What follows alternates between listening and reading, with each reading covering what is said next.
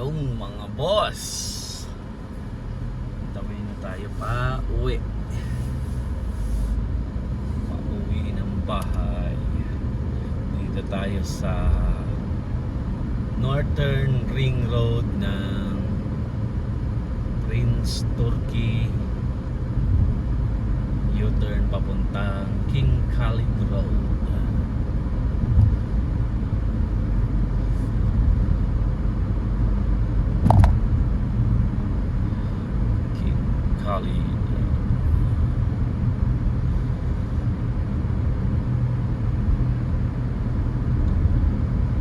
Di nakakapwisit ngayon gawa ng Sabado, pero pag normal day ng mga boss, yun, sobrang traffic na ang Riyadh, Saudi Arabia. Kaya kung pupunta ka dito at mag-a-apply kang driver, try mong maghanap boss ng nang wala masyadong traffic. Sample sa Al-Kubar. Yan. Yung iba hindi ko pa na yung Al-Kubar parang mas okay, medyo mas okay pa dun kaysa yung traffic dito grabe na.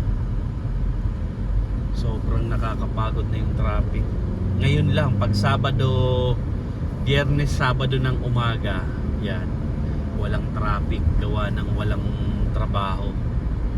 No working day to.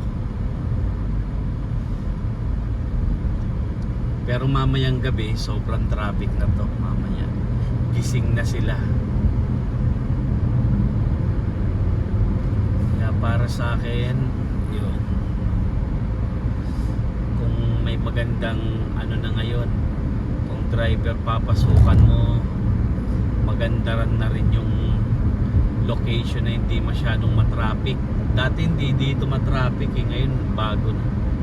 Dati recommended ko to gawa ng maganda. Ganito yung dati hindi masyadong traffic, pero ngayon wala na. Kahit anong oras traffic, bastang normal day.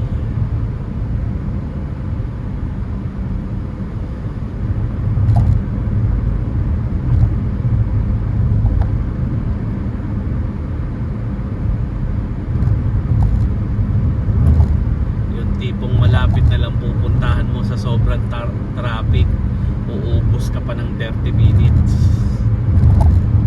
Balikan, pwede ka pang mag-isang oras. Samantalang tinatakbo mo lang dati ng 5 to 10 minutes.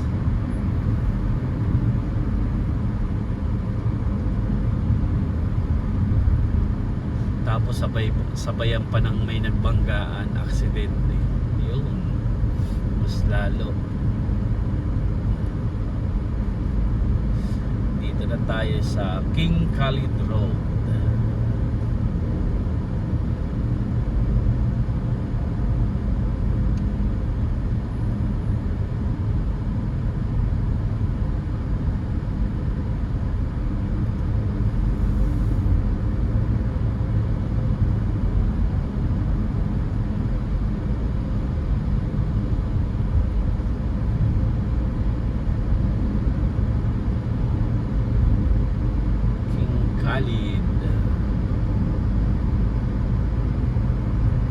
Ito okay dito, pero banda dito pag normal day sobrang traffic, simula dun sa King Abdullah, King Khalid, yeah, hanggang dito.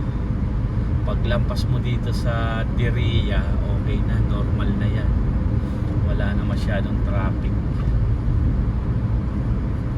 Hanggang dito lang yung traffic.